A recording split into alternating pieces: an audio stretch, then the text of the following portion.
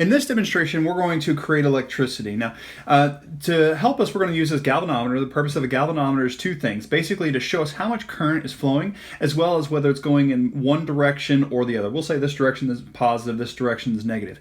The other thing I have here is a solenoid. A solenoid essentially is just one big coil of wire. Now, this whole thing just looks like something other than that, but really the wire starts here, wraps around many times, and then ends over here with two connections. And that's really all it is, just two connections to this big coil of wire. Now we're going to connect this coil of wire to the galvanometer in order to see, create basically a full circuit. But the galvanometer and the coil of wire do not have a power supply themselves. It's just basically one big loop as it goes through. Now here we have a magnet. This magnet has a north and a south end, and I want to show you what happens when we create electricity. Now first of all, you'll notice when the north end goes in, we create electricity. But I also want you to notice that as it's sitting here, there's no electricity created. It has to be moving. And you notice the north going in creates a positive current, and the north coming out creates a negative current. If we flip it around with the south end going in creates a negative current, and then the south end coming out creates a positive current. And you'll notice, so the direction of the magnetic field determines what direction the current is going to be created. Now, one thing to note is with the magnet just sitting in there, there is no current that's created. The main idea behind that is you have to have a changing magnetic field. So the presence of a magnetic field inside of here doesn't create current, but that magnetic field changing does create a current. Now, what you may notice is that the current is going back and forth as this magnet goes up and down.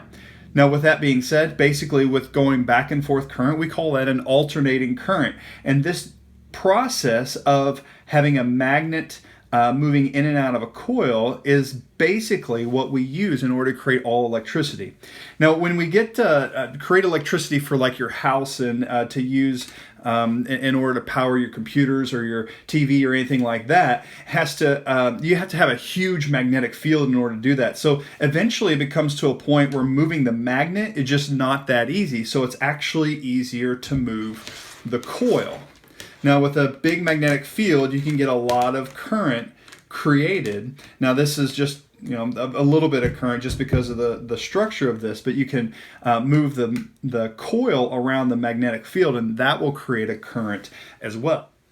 One important thing I want to say about this is it's not necessary really to have a magnet. The magnet is not the important part.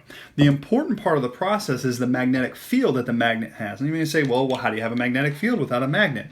You have what's called an electromagnet. So here we have a nail with a coil wrapped around it. I've got it hooked up to the power supply. So if I move this electromagnet within the coil itself, that creates current as well. Now, obviously, the current is not as strong as it is with that magnet over there because that magnet is a lot better than this electromagnet, but you can see that the current is created inside of the galvanometer due to the changing magnetic field. Again, if it just sits in here, there's no current that's created because there's no changing magnetic field. But once I move it back and forth, that creates the current. So essentially what we have is we have electricity creating magnetism, and then magnetism creating electricity.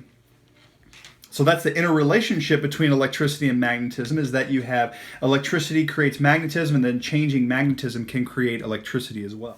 What I have here is a device that's called a hand crank generator. The reason it's called a hand crank generator because it takes mechanical energy that puts into it and then gets electrical energy out of it. Just to show you an example of this, I have a light bulb. If I connect this light bulb to the electrical circuit and I crank the generator, you see that it produces light. Now notice the more I crank it, the brighter the light bulb gets. And that's basically because of a conservation of energy. The energy I put into it here that converts over to electrical gets put into the electrical energy that lights the light bulb.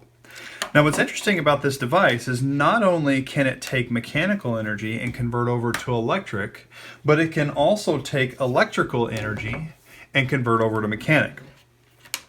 So if I were to connect this to the positive end and then this to the negative end,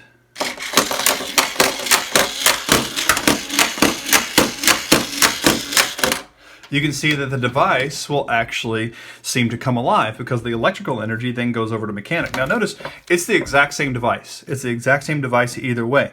That if I put in the mechanical energy, I get electrical energy out of it, that lights the light bulb. But then if I put electrical energy into it, that electrical energy will give mechanical energy out. So in one respect, with mechanical energy converted over to electric, that makes this a generator. But with the electrical energy converted over to mechanic, that makes this a motor. Now what gets really fun is if I take two hand crank generators and I connect them together.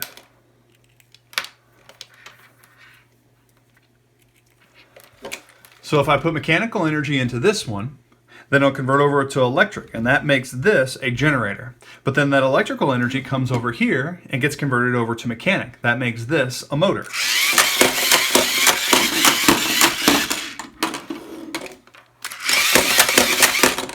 Again, the exact same device. And as a matter of fact, I can switch. I can make this now my generator and that my motor. So really the only difference between what we call a generator and what we call a motor is how the energy flows. When it goes from mechanical to electrical, we call that a generator. When it goes from electrical to mechanical, we call that a motor. So here we have what's called an electric motor. Now this electric motor essentially has two parts, and you'll see it's going here. I'm going to go ahead and disconnect it, and I'll show you the two parts. So you got the electricity coming in here, and then the electricity goes to one part goes to here, this coil down here, all right, down on the bottom, and then you have a coil right here as well. So you got two coils. Now one coil is able to be turned, and that's important because what that does is that allows for the motor to be able to produce motion. But this coil down here doesn't go anywhere. And basically what this coil does is it acts as a permanent magnet, in that the permanent magnet creates a magnetic north pole and a magnetic south pole. And then inside of that magnetic field between the north and the south is this other coil, and that's important because what that's going to do is this coil is going to create a magnetic field also, but that magnetic field wants to align with a magnetic field that's already there. So you got two magnetic fields that are trying to align with each other. Now the reason this continues to turn is because it tries to align with a magnetic field that's there, but then the magnetic field of this inner coil will switch. Now how does that happen? All right, so right here what we have is we have this wire, kind of hard to see, but you have these two wires. You'll see this wire right here, this wire right here. Those two wires are wires that one goes on one side and connects to this wire on the coil, and then the second wire over here connects to this side of the coil. But what you'll notice is as this coil turns, those connections will switch. So when the connections switch, that means the magnetic field of this coil right here will switch as well. So if the magnetic field of this coil switches as it's trying to align, then that magnetic field flips and then it tries to align again. But you'll notice as it goes around, it'll continue to switch its connection, which switches the magnetic field. So you get this perpetual motion of this object trying to align its magnetic field, then the current switches, so then it tries to align its magnetic field again, and then the current switches and then it tries to align its magnetic field again, and then it continues doing that because the current is always switching back and forth. All right, so what you're going to see, I'm going to show you actually when I connect this back. And you're going to see as it turns,